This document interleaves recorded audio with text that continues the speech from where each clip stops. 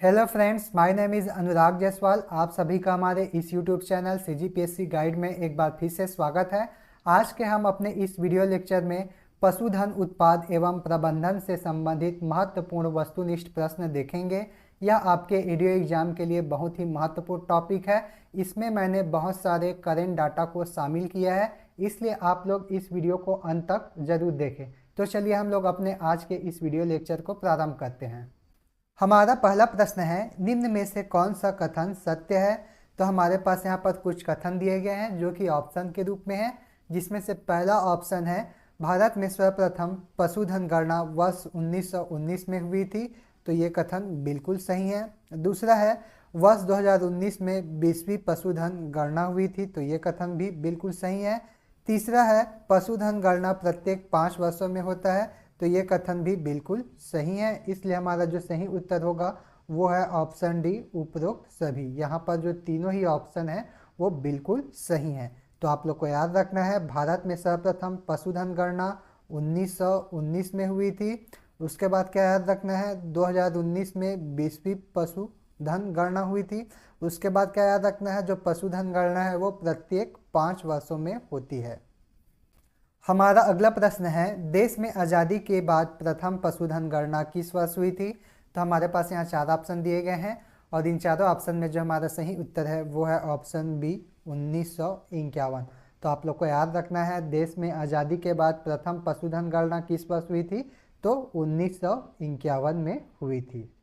हमारा अगला प्रश्न है, सर्वाधिक मवेशियों की संख्या वाला देश कौन सा है। तो हमारे पास यहाँ पर 4 ऑप्शन दिए गए हैं, जिसमें से हमारा सही उत्तर है ऑप्शन बी, भारत। तो आप लोग को याद रखना है, सर्वाधिक मवेशियों की संख्या वाला देश कौन सा है, तो भारत है। उसके बाद दूसरे नंबर पर कौन से देश का नाम आता है, तो ब्राज़ील का दूसरे स्थान पर नाम आता है। और तीसरे स्थान पर हम लोग देखें तो किसका नाम आता है, चीन का। ठीक है, तो आप लोग को इसको याद रखना है। हमारा अगला प्रश्न है, सर्वाधिक पशुओं की संख्या वाला राज्य कौन सा है। तो हमारे पास यहाँ 4 ऑप्शन है और इन चारों ऑप्शन में जो हमारा सही उत्तर है वो है ऑप्शन ए, उत्तर प्रदेश। तो आप लोग को याद रखना है, सर्वाधिक पशुओं की संख्या वाला राज्य कौन सा है, उत्तर प्रदेश। जबकि दूसरे नंबर पर कौन सा राज्य आता है, राजस्थान। और तीसरे नंबर पर मध्य प्रदेश का नाम आता है। हमारा अगला प्रश्न है, शीर्ष मांस उत्पादन करने वाला राज्य निम्न में से कौन सा है। तो हमारे पास ये 4 ऑप्शन दिए गए हैं और इन चारों ऑप्शन में हमारा जो सही उत्तर है वो है ऑप्शन ए, उत्तर प्रदेश। तो आप लोग को याद रखना है, शीर्ष मांस उत्पादन करने वाला राज्य कौन सा है, उत्तर प्रदेश है। हमारा अगला प्रश्न है, शीर्ष दूध उत्पादन करने वाला राज्य निम्न में से कौन सा है। तो हमारे पास ये 4 ऑप्शन दिए गए हैं और इन चारों ऑप्शन में जो हमारा सही उत्तर है वो है ऑप्शन ए, उत्तर प्रदेश। आप लोग को याद रखना है, उत्तर प्रदेश देश में शीर्ष दूध उत्पादन करने वाला राज्य है। हमारा अगला प्रश्न है, शीर्ष ऊन उत्पादन करने वाला राज्य निम्न में से कौन सा है। तो हमारे पास ये 4 ऑप्शन दिए गए हैं और इन चारों ऑप्शन में जो हमारा सही उत्तर है वो है ऑप्शन बी, राजस्थान। आप लोग को याद रखना है, भारत में शीर्ष ऊन उत्पादन करने वाला राज्य कौन सा है, तो राजस्थान है।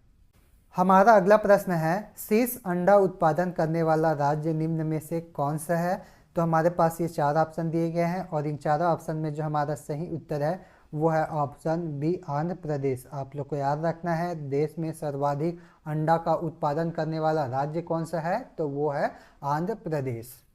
हमारा अगला प्रश्न है, देश में 19वीं पशुधन गणना की तुलना में 20वीं पशुधन गणना में कितने प्रतिशत की वृद्धि हुई है। तो हमारे पास ये 4 ऑप्शन दिए गए हैं और इन चारों ऑप्शन में जो हमारा सही उत्तर है वो है ऑप्शन ए, 4.6%।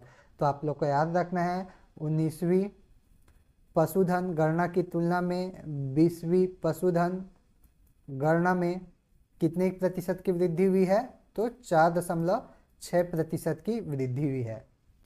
हमारा अगला प्रश्न है, भारतीय कृषि अनुसंधान परिषद के अनुसार देश में पशुधन में देसी नस्लों की संख्या कितनी है। तो इन 4 ऑप्शन में जो हमारा सही उत्तर होगा वो है ऑप्शन ए, 212। आप लोग को याद रखना है, भारतीय कृषि अनुसंधान परिषद के अनुसार देश में पशुधन में देसी नस्लों की संख्या कितनी है, 212 है। परंतु आप लोगों को कई स्थानों पर और कौन सा डाटा देखने को मिल सकता है, 219 देसी नस्ल। ठीक है, तो आप लोग देख लेना एग्ज़ाम में कौन सा डाटा पूछा गया है या कौन से डाटा एग्ज़ाम में 212 दिया है या फिर 219, इसको आप लोग देख लेंगे और बनाएंगे। हमारा अगला प्रश्न है, वित्तीय वर्ष 2023-24 में देश में कुल दूध उत्पादन कितना रहा? तो हमारे पास ये 4 ऑप्शन दिए गए हैं और इन चारों ऑप्शन में जो हमारा सही उत्तर है वो है ऑप्शन ए 239.30 मिलियन टन। तो आप लोग को याद रखना है वित्तीय वर्ष 2023-24 की यहाँ पर बात हो रही है और इस दौरान देश में दूध उत्पादन कितना रहा? 239.30 मिलियन टन। हमारा अगला प्रश्न है, वित्तीय वर्ष 2023-24 में देश में दूध उपलब्धता प्रति व्यक्ति प्रतिदिन कितना है? तो हमारा जो सही उत्तर होगा वो है ऑप्शन ए 471 ग्राम। ठीक है, तो आप लोग को याद रखना है वित्तीय वर्ष 2023-24 में दूध की उपलब्धता प्रति व्यक्ति प्रतिदिन, मतलब एक व्यक्ति को प्रतिदिन कितना दूध यहाँ पर उपलब्ध होता है वो हम लोग को बताना है। तो एक व्यक्ति को प्रतिदिन कितना ग्राम दूध उपलब्ध होता है? 471 ग्राम दूध उपलब्ध होता है। हमारा अगला प्रश्न है, वित्तीय वर्ष 2022-23 की तुलना में वित्तीय वर्ष 2023-24 में देश में कुल दूध उत्पादन में वृद्धि दर कितना रहा? तो हमारे पास ये 4 ऑप्शन है और इन चारों ऑप्शन में हमारा जो सही उत्तर है वो है ऑप्शन ए 3.78%। तो आप लोग को याद रखना है 2022-23 की तुलना में वित्तीय वर्ष 2023-24 में कितने प्रतिशत दूध उत्पादन में वृद्धि देखने को मिला? तो 3.78%। हमारा अगला प्रश्न है, दूध उत्पादन में भारत का कौन सा स्थान है? तो ये 4 ऑप्शन में जो हमारा सही उत्तर है वो है ऑप्शन ए पहला। आप लोग को याद रखना है दूध उत्पादन में भारत का विश्व में पहला स्थान है। हमारा अगला प्रश्न है, राष्ट्रीय पशु रोग नियंत्रण कार्यक्रम कब प्रारंभ किया गया? तो हमारे पास ये 4 ऑप्शन है और इन चारों ऑप्शन में जो हमारा सही उत्तर है वो है ऑप्शन ए सितंबर 2019। आप लोग को याद रखना है भारत में राष्ट्रीय पशु रोग नियंत्रण कार्यक्रम वर्ष 2019 में किस माह में प्रारंभ किया गया था? तो सितंबर माह में प्रारंभ किया गया था। हमारा अगला प्रश्न है, राष्ट्रीय पशु रोग नियंत्रण कार्यक्रम पशुओं को किस रोग से मुक्ति दिलाने के लिए प्रारंभ किया गया था? तो हमारे पास ये 4 ऑप्शन है जिसमें से पहला है खुरपका, दूसरा है मुंहपका, तीसरा ब्रुसेलोसिस और चौथा है उपरोक्त सभी। तो हमारा जो सही उत्तर होगा वो है ऑप्शन डी। आप लोग को याद रखना है राष्ट्रीय पशु रोग नियंत्रण कार्यक्रम पशुओं को खुरपका, मुंहपका और ब्रुसेलोसिस नामक रोग से मुक्ति दिलाने के लिए प्रारंभ किया गया था। जो खुरपका और मुंहपका रोग है वो वायरस के कारण होने वाला रोग है, जबकि जो ब्रुसेलोसिस रोग है वो बैक्टीरिया के कारण होने वाला रोग है। हमारा अगला प्रश्न है, राष्ट्रीय पशु रोग नियंत्रण कार्यक्रम के लक्ष्य में क्या शामिल है? तो हमारे पास यहाँ पर 4 ऑप्शन दिए गए हैं जिसमें से पहला है वर्ष 2025 तक खुरपका, मुंहपका और ब्रुसेलोसिस रोग पर नियंत्रण प्राप्त करना, जो कि बिल्कुल सही है। दूसरा है वर्ष 2030 तक खुरपका, मुंहपका और ब्रुसेलोसिस रोग का उन्मूलन करना, तो ये भी कथन बिल्कुल सही है। इसलिए हमारा जो सही उत्तर होगा वो है ऑप्शन सी उपरोक्त दोनों। तो आप लोग को याद रखना है राष्ट्रीय पशु रोग नियंत्रण कार्यक्रम के तहत खुरपका, मुंहपका और ब्रुसेलोसिस रोग पर नियंत्रण कब तक प्राप्त करना है? 2025 तक। और इसे पूर्णतः कब तक समाप्त करना है? तो वर्ष 2030 तक। हमारा अगला प्रश्न है, दिए गए पशुओं में किसके दूध में सर्वाधिक वसा होती है? तो हमारे पास ये 4 ऑप्शन दिया गया है और इन चारों ऑप्शन में जो हमारा सही उत्तर है वो है ऑप्शन सी भैंस। ठीक है, तो आप लोग को याद रखना है यहाँ पर जो 3 ऑप्शन दिए गए हैं गाय, बकरी और भैंस, इन तीनों में से हम लोग को बताना है कि किसके दूध में सर्वाधिक वसा होती है। तो किसके दूध में सर्वाधिक वसा होती है? भैंस के दूध में सर्वाधिक वसा होती है। हमारा अगला प्रश्न है, दिए गए पशुओं में किसके दूध में सर्वाधिक प्रोटीन होती है? तो हमारे पास ये 4 ऑप्शन दिए गए हैं जिसमें से पहला है गाय, दूसरा बकरी, तीसरा भेड़, चौथा उपरोक्त में से कोई नहीं। तो हमारा जो सही उत्तर होगा वो है ऑप्शन सी भेड़। तो आप लोग को याद रखना है यहाँ पर गाय, बकरी और भेड़, इन तीनों में से सर्वाधिक प्रोटीन किसके दूध में होता है? तो भेड़ के दूध में सर्वाधिक प्रोटीन होता है। हमारा अगला प्रश्न है, दिए गए किस दुग्ध उत्पाद में वसा की मात्रा सर्वाधिक होती है? तो हमारे पास यहाँ पर ऑप्शन है घी, दूसरा है मक्खन, तीसरा क्रीम, चौथा है उपरोक्त में से कोई नहीं। तो हमारा जो सही उत्तर होगा वो है ऑप्शन ए घी। आप लोग को याद रखना है, दुग्ध उत्पाद में सर्वाधिक वसा किस उत्पाद में होती है? तो घी में होती है, और इसमें वसा की मात्रा लगभग 99 से 100% के बीच होती है। हमारा अगला प्रश्न है, मोबाइल पशु चिकित्सा इकाई योजना कब प्रारंभ किया गया? तो हमारे पास ये 4 ऑप्शन दिए गए हैं, और इन चारों ऑप्शन में जो हमारा सही उत्तर है वो है ऑप्शन ए 20 अगस्त 2023। आप लोग को याद रखना है, मोबाइल पशु चिकित्सा इकाई योजना कब प्रारंभ किया गया? 20 अगस्त 2023। इसके अलावा आप लोग को याद रखना है, मोबाइल पशु चिकित्सा इकाई क्या है? तो एक विशेष प्रकार का वाहन है जो ग्रामीण क्षेत्रों में पशु चिकित्सा सेवाएं प्रदान करने के लिए बनाया गया है।